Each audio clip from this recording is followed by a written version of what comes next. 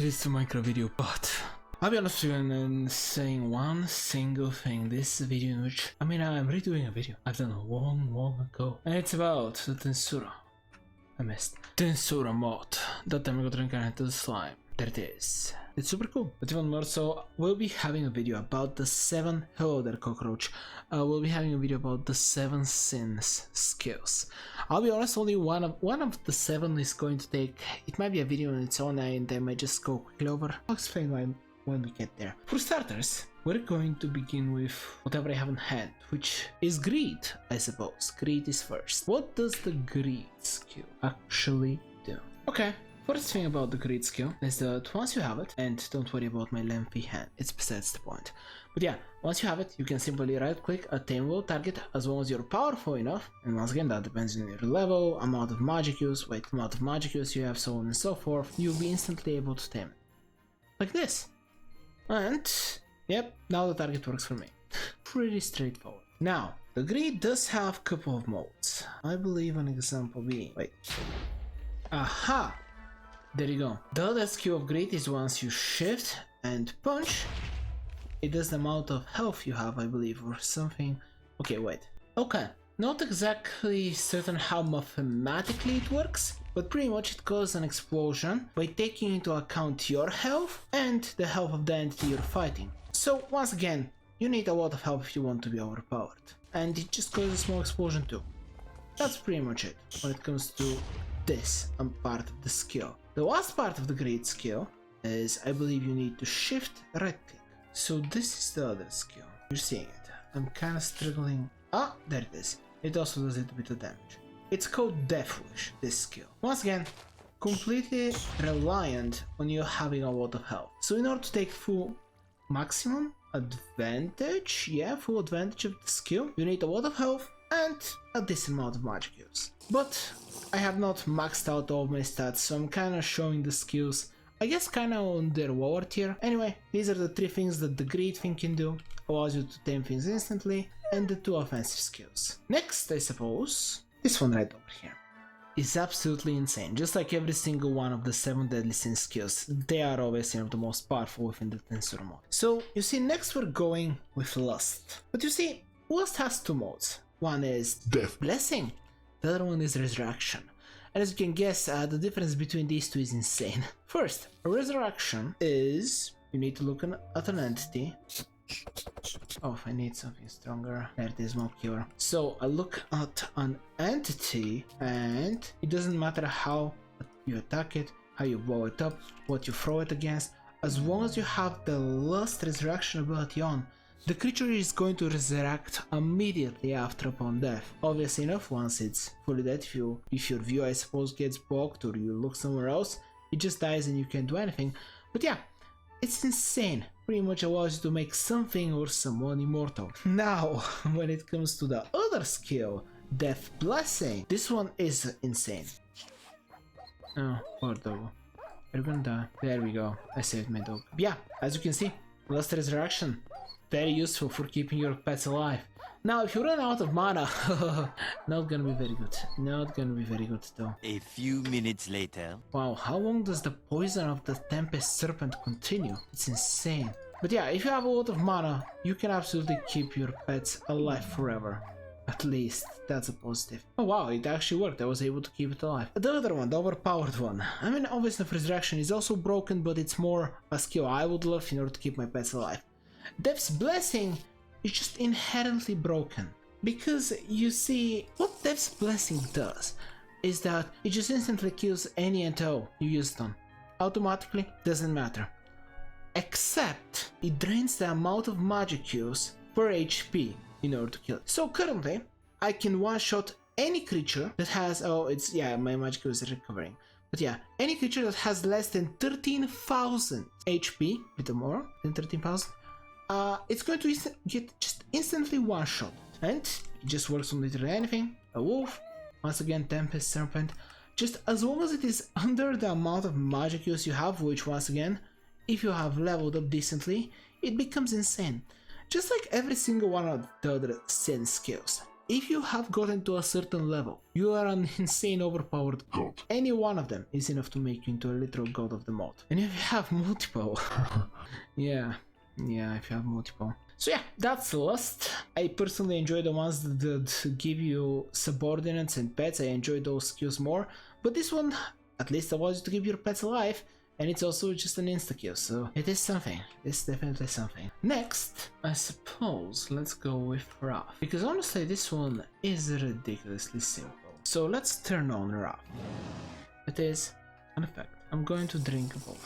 So what Wrath does is that it absorbs about, I believe, 300 magic use. So yeah, it absorbs 200 magic use for every 10 seconds, and every 10 seconds it increases all of my stats by 1 that are positive effects. So yeah, you literally become stronger the longer you fight. And even more so, if an entity hits you, the mod continues for 10 more seconds.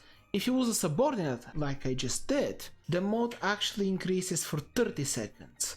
So the more you use damage or your pets, the stronger you become. So yep, pretty straightforward. Pretty much, if you are in this situation like I am right now, and you activate Wrath, you are after 10 seconds gonna get strength 2, strength 3, so on and so forth, as well as entities dies, as well as your entities die? Sure.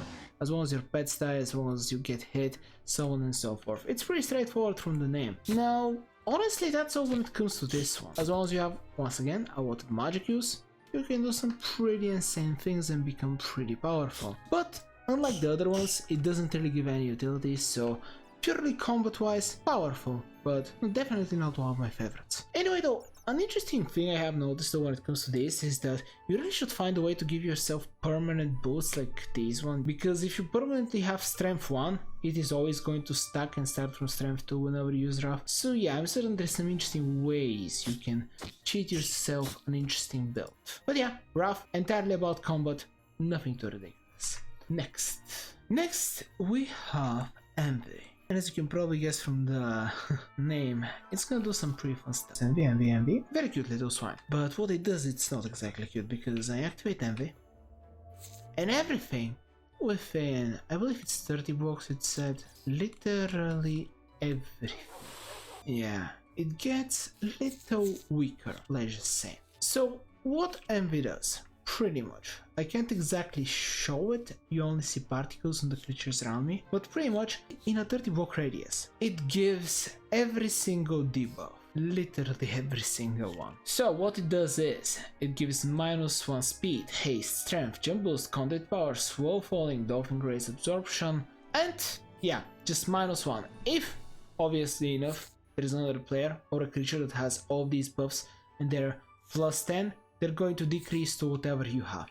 And if you don't have anything, it's just gonna turn all of their buffs into debuffs. Once again, pretty useful skill, but it's honestly entirely for combat. So, not my personal favorite.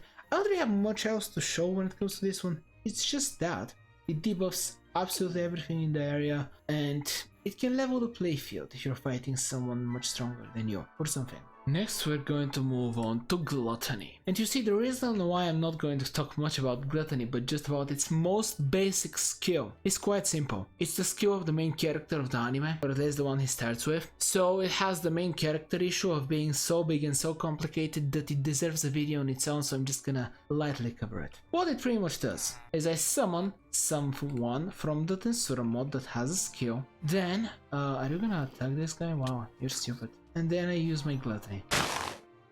I missed.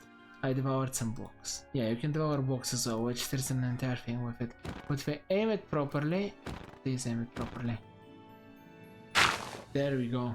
I ate her alive. So yeah, you pretty much eat a creature alive instantaneously. And what you get from that is you literally just gain its skills. I'm not going to go into much more detail about it because once again this skill is giant, it has a lot to it. So yeah, it's the skill of the main character, it's just inherently broken. There is a thing about collecting blocks with it, there is abilities that you can get, there's more skills you can unlock. There is so much to the Gluttony, I'm not gonna go deep into it. Next though, so we're going with one of my personal favorites because it allows you to instantly tame mobs once again. Sloth.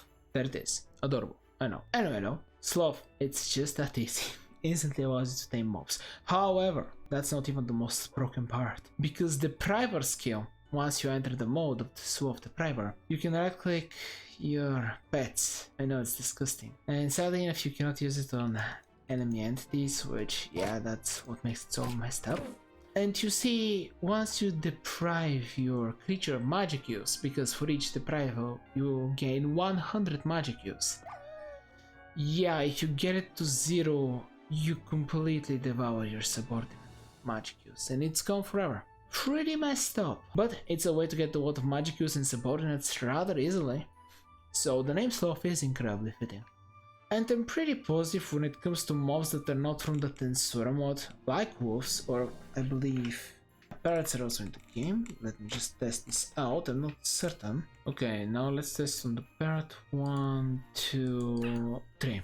Okay, so that does confirm it pretty much. If you tame creatures that are not specifically from the Tensura mod, in other words, have not been incorporated with a certain value of magic use that they have, you can accidentally use your Depriver skills on them only 3 times, otherwise they will always die and be consumed. So yeah, that's good and important information to know.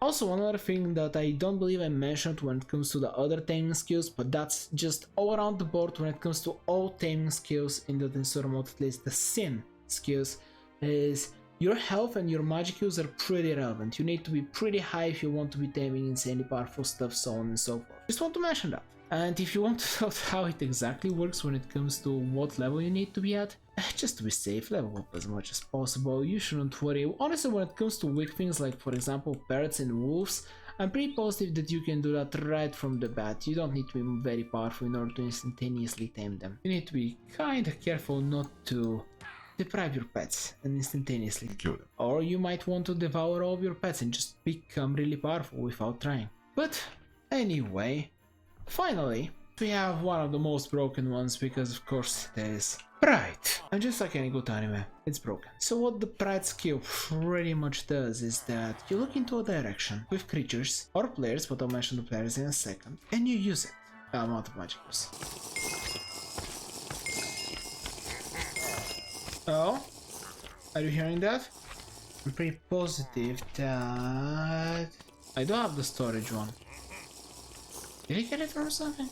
So pretty much you need to right click on the entity while you have a decent amount of magic use. It does take you a bit, and if you are doing it on a player trying to copy their abilities, I believe you need 10% of their maximum in order to do it. I can't exactly make the overall function work where you can make everything within a 20 block radius, just steal everything from it.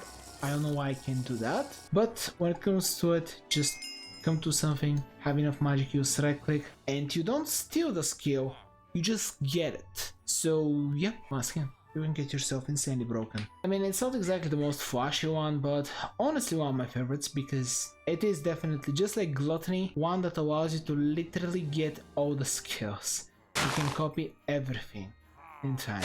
But yeah, I think I'm just gonna finish it just with Gluttony Deva. I mean, yeah, here's the demonstration. Gluttony just got a skill. That's what Pride can also do if you use it properly. You can just copy the skill. However, unlike with Gluttony, you don't actually need to kill the thing in order to get their skills. I hope you have found the video. There is a video there, you can start my channel there. But for now, a lot of skills and bye.